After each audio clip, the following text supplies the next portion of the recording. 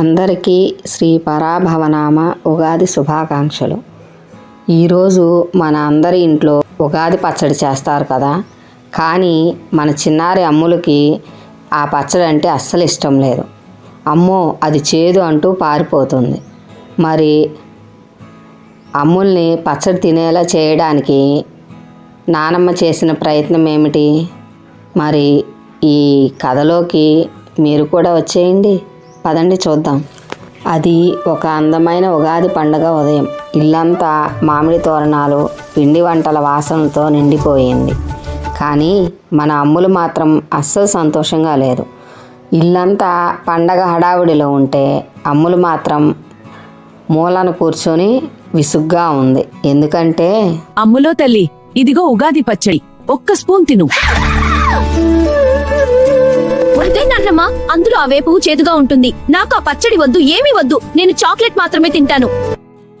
అమ్ములు పచ్చడి గిన్నెను విసిరేయబోతుంటే నానమ్మ చటుక్కున ఆమె చేతిని పట్టుకుని ఆపుతుంది. మరో చేతితో ఒక వింతైన పుస్తకాన్ని చూపిస్తుంది. నానమ్మ ఆ పుస్తకాన్ని అమ్ముల ముందుకు తెస్తుంది. అప్పుడు పుస్తకం నుండి ఒక వింతైన బంగారు నీలిరంగు కాంతి మెల్లగా మెరవడం మొదలవుతుంది. పుస్తకం నుండి వస్తున్న కాంతి అమ్ముల ముఖంపై పడుతుంది. ఆమె కోపమంతా మాయమై ఆశ్చర్యం మరియు కుతూహలంతో ఆ పుస్తకాన్నే చూస్తుండిపోతుంది. ఒక కొత్త లోకానికి ప్రయాణం. అమ్ములు ఒక ఎత్తైన కొండ మీద నిలబడి ఉంటుంది. కింద ఒక అద్భుతమైన దృశ్యం కనిపిస్తుంది. మధ్యలో ఒక భారీ పాత్ర కనిపిస్తుంది. అది సరస్సులాగా ఉంటుంది.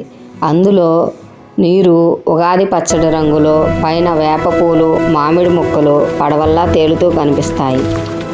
ఆ సరస్సు చుట్టూ 6 వైపులా 6 రంగుల ద్వీపాలు ఉంటాయి. ఒక్కో ద్వీపం ఒక్కో రుచికి, తీపి, పులుపు, కారం, ఉప్పు, వగరు, చేదు ప్రతీకగా కనిపిస్తుంది.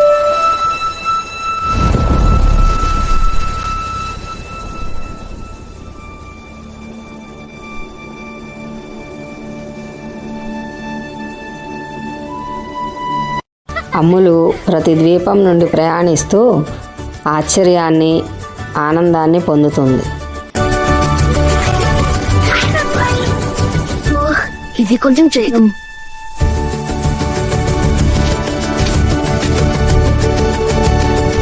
ఇదిలా ఉండగా ఆ మాయాలోకంలో అన్ని రుచులు ఒకదానితో ఒకటి గొడవ పడుతున్నాయి.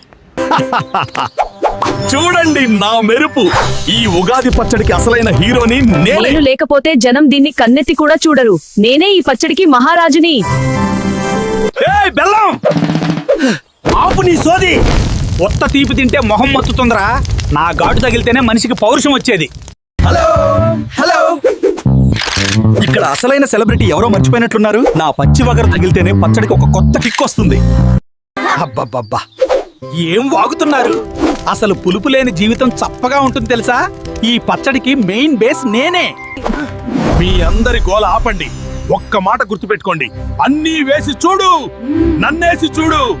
నేను లేకపోతే మీ అందరి రుచి సున్నా. మీరెంత కొట్టుకున్నా నేనొచ్చి కలిస్తేనే మీ అందరికి ఒక విలువ వస్తుంది.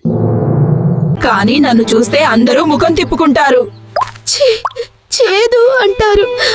బహుశా నేను ఇక్కడ ఉండకూడదేమో. తీపి లేకపోతే తినలేరు, కారం లేకపోతే కిక్ ఉండదు. నా లుక్కే వేరు, నేనే మెయిన్. అప్పుడే ఆకాశం ఒక్కసారిగా నల్లగా మారిపోతుంది. రంగులన్నీ పోయి బూడిద రంగులో ఉండే ఒక భారీ చప్పని రాక్షసుడు ప్రవేశిస్తాడు. నాకు అస్సలు నచ్చవు. ఈ లోకాన్ని చప్పగా మార్చేస్తాను, మిమ్మల్ని మింగేస్తాను. రుచులన్నీ విడివిడిగా ఆ రాక్షసుడితో పోరాడతాయి.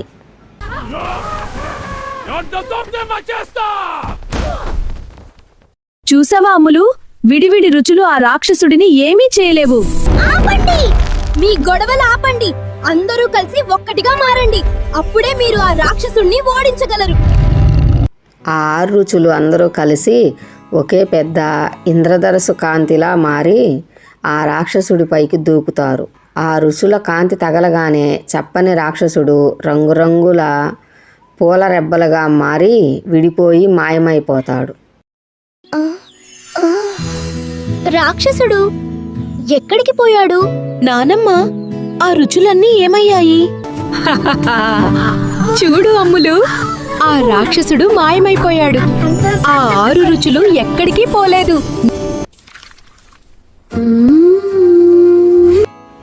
చాలా బాగుంది నానమ్మ. చేదు కూడా బాగుంది తెలుసా, ఎందుకంటే అది తీపితో పులుపుతో కలిసింది కదా అని అమ్ములు అంటుంది. అప్పుడు నానమ్మ, అవునమ్మా, జీవితం కూడా అంతే. కష్టాలు, సుఖాలు, బాధలు, సంతోషాలు అన్నీ కలిస్తేనే జీవితం అనే పచ్చడి రుచిగా ఉంటుంది. చూశారు కదా ఫ్రెండ్స్, మన జీవితం కూడా అచ్చం ఉగాది పచ్చడి లాంటిదే. కేవలం తీపి మాత్రమే ఉంటే మనకు దాని విలువ తెలియదు. చేదు, కారం, పులుపు, వగరు అన్నీ కలిసినప్పుడే జీవితం రుచిగా పరిపూర్ణంగా మారుతుంది.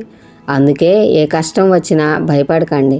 ప్రతి అనుభవాన్ని అమ్ముల్లాగా ఇష్టంగా స్వీకరించండి. ఈ కథ మీకు నచ్చిందా? ఇందులో మీకు నచ్చిన రుచి ఏది?